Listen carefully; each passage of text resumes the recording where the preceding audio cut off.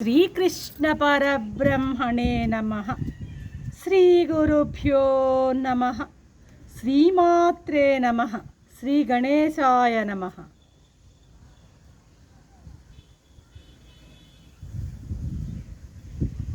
ప్రియాత్మ బంధువులారా, నిత్య జీవితంలో భగవద్గీత 333వ భాగము 14వ అధ్యాయం గుణత్రయ విభాగ యోగం. ఇంతవరకు నిన్నటి ఎపిసోడ్ వరకు కూడాను గుణాలు ఏ ఏ కార్యాల సామర్థ్యంతో, అంటే ఏ ఏ లక్షణాలతో జీవుని బంధించగలుగుతున్నాయో ఆ విషయం చెప్పడం జరిగిందనమాట. అయితే అవి తమ విశేషమైనటువంటి సామర్థ్యాన్ని ఏ ఏ పరిస్థితుల్లో చూపగలుగుతున్నాయో ఆ విషయాన్ని 10వ శ్లోకంలో స్వామి ఉపదేశిస్తున్నారు. ఏమంటున్నారు స్వామి 10వ శ్లోకంలో? రజస్తమశ్చాభిభూయ సత్వం భవతి భారత, రజసత్వం తమశ్చైవ తమస్సత్వం రజస్తదా. ఓ భర్తకుల భూషణ అర్జున, రజోగుణాన్ని తమోగుణాన్ని తన స్వాధీనంలోకి తీసుకుని సత్వగుణం మెజారిటీగా ఉంటుంది ఒక్కొక్క సమయంలో. అప్పుడు అది తన కార్యాలైనటువంటి జ్ఞానము సుఖాలను ఆ జీవుడికి కలగజేస్తూ ఉంటుంది. అంటే జీవుల్లో ఒక్కొక్కసారి ఒక్కొక్క గుణము ప్రబలంగా ఉంటుంది. ఈ సత్వగుణము డామినెంట్గా ఉన్నప్పుడు ఏం చేస్తుందంటే ఈ రజస్తమో గుణాల మీద మెజారిటీగా ఉంటుందన్నమాట. అలా ఉన్నప్పుడు అది జ్ఞానము సుఖము మొదలైన వాటిని ప్రవర్తింపజేస్తూ ఉంటుంది. ఆ సందర్భంలో ఈ రజో తమో గుణాలు రెండు కూడాను సత్వగుణం కింద అణిగి ఉంటాయన్నమాట. అంటే సత్వగుణం ఏమో అంగి, రజో తమో గుణాలు అంగాలు. అంగాంగీ భావము అని మనం గతంలో చూసుకున్నాం. అంగాంగీ భావం అంటే ఏంది?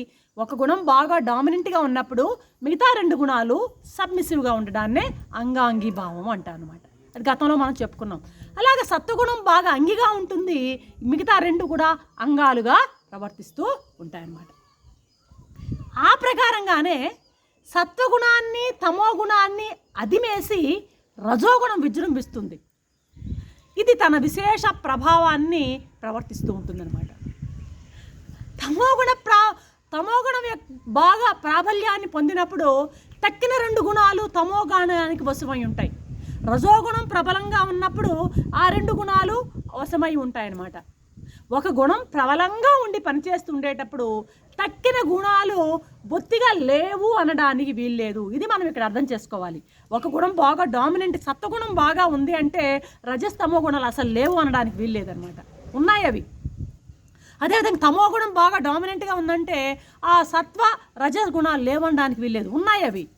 ఆ విధంగా ఒక గుణం బాగా ప్రబలంగా ఉంది అంటే మిగతా గుణాలు బొత్తిగా లేవు అనడానికి వీలు లేదు.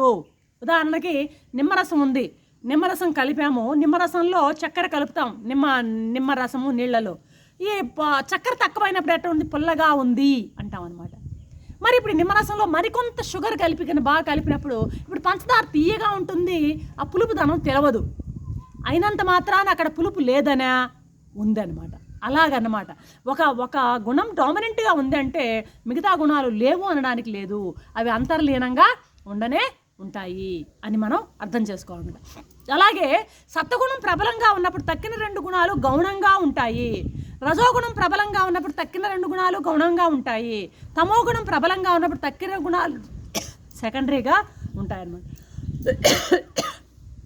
కాబట్టి తమోగుణం నుండి రజోగుణానికి, రజోగుణం నుండి సత్వగుణానికి ఇలా ప్రయాణించడమే మానవుని యొక్క వికాస యాత్ర. ఇది నిజమైనటువంటి తమస్సు నుంచి రజస్సు నుండి సత్వానికి అలాగా మానవుడు ప్రయాణించాలన్నమాట. ఇప్పుడు గుణం ఒకటే అయినా స్థితులను బట్టి 3 విధాలుగా ఉంటుంది. ఇప్పుడు ఒక్కొక్క స్థితిలో అది వేరు ఇది వేరు అన్నట్టుగా మనకు గోచరిస్తుంది. దీనికి ఒక దృష్టాంతం చెప్పుకోవచ్చు. నీరు ఉంది కదా, నీటికి 3 రూపాలు ఉంటాయి. ఒకటి హిమాలయాల్లో నీరు ఎలా ఉంటుంది? మంచులో గడ్డగట్టి ఉంటుంది, జడంగా ఉంటుంది, గట్టిగా ఉంటుంది అన్నమాట. ఆ రూపంలో ఉంటుంది. ఇది ఒక రూపం. మంచుగడ్డ కరిగి గంగగా ప్రవహిస్తుందే అది రెండవ రూపం అన్నమాట. మంచే కరిగి నీటిలాగా శబ్దం చేసుకుంటూ గలగల గలగల ప్రవహిస్తూ ఉంటుంది. ఇది రెండవ రూపం. ఇది కొంచెం జీవరూపం అన్నమాట. సరే, ఈ నీరు కాస్త ఆవిరైందనుకోండి, ఆవిరైతే ఆ నీళ్ళలో ఉన్న దోషాలన్నిటి కింద వదిలి కేవలం నీరు మాత్రమే ఆవిరిగా పైకి వెళ్తుందన్నమాట. ఇది మూడవ స్థితి నీటికి. ఇలాగే గుణాలు కూడాను ఇప్పుడు తమో గుణాన్ని మంచుతో పోల్చవచ్చు, రజోగుణాన్ని నీటితో పోల్చవచ్చు, సత్వగుణాన్ని ఆవిరితో పోల్చవచ్చు అనమాట. కాబట్టి ఈ 10వ శ్లోకంలో స్వామి మనకి ఏం చెప్తున్నారయ్యా అంటే, రజ తమశ్చ అభిభూయ సత్వం భవతి భారత. అంటే రజోగుణం తమో గుణాలను రజోగుణము తమో గుణాలను అణచి సత్వం ప్రధానంగా ఉంటుందయ్యా. అలాగే రజస్సు సత్వాన్ని అధిగమించి తమస్సు ముఖ్య పాత్ర వహిస్తుంది. అలాగే తమస్సు సత్వాలను అధిగమించి రజస్సు అధిక ప్రాధాన్యత తీసుకుంటూ ఉంటుంది. ఈ విధంగా ఎప్పుడు కూడా మనలో మన యొక్కలో మార్పులు జరుగుతూ ఉంటాయన్నమాట. వీటి వల్ల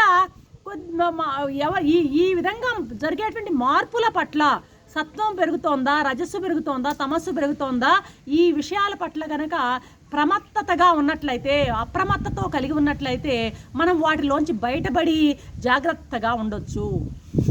అలా బయటపడినప్పుడు మానసిక వైద్యుల వద్దకు పోవాల్సిన అవసరమే ఉండదన్నమాట. కాబట్టి సాధకుడు ఏం చేయాలి? మొట్టమొదట సత్వగుణాన్ని బాగా శీలించాలి. దాంతో రజోగుణ తమో గుణాలని బాగా తొక్కి పడేసి మొట్టమొదట ఏం చేయాలి? సత్వగుణాన్ని బాగా శీలించాలి. దాంతో ఏంటంటే రజోగుణం తమో గుణాలు బాగా అణచివేయబడతాయి. పిదప ఆ సత్వాన్ని కూడా వదిలేసి ఆ యొక్క శుద్ధ సత్వంలోకి, నిర్గుణతత్వంలోకి, గుణాలు లేని స్థితికి చేరాలి అన్నది స్వామి యొక్క ఆకాంక్ష అన్నమాట. కాబట్టి ఈ సత్వగుణ అభివృద్ధి కోసము, సత్వగుణాభివృద్ధికి తోడ్పడేటువంటి సన్నివేశాలు ఏవైతే ఉంటాయో, ఏ సన్నివేశాలు మనం గతంలో చెప్పుకున్నాం కదా, ఆ సన్నివేశాలు ఏవైతే ఉంటాయో వాటన్నింటినీ కూడా ఆశ్రయించి ప్రయత్నపూర్వకంగా సత్వగుణాన్ని సాధకుడు పెంపొందించుకోవాలని పరమాత్మని యొక్క ఆకాంక్ష. రేపటి ఎపిసోడ్లో మరొక అంశంతో మీ ముందుంటాను. అంతవరకు సెలవు. సర్వం శ్రీకృష్ణ చరణారవిందార్పణం. ఓం శాంతి శాంతి.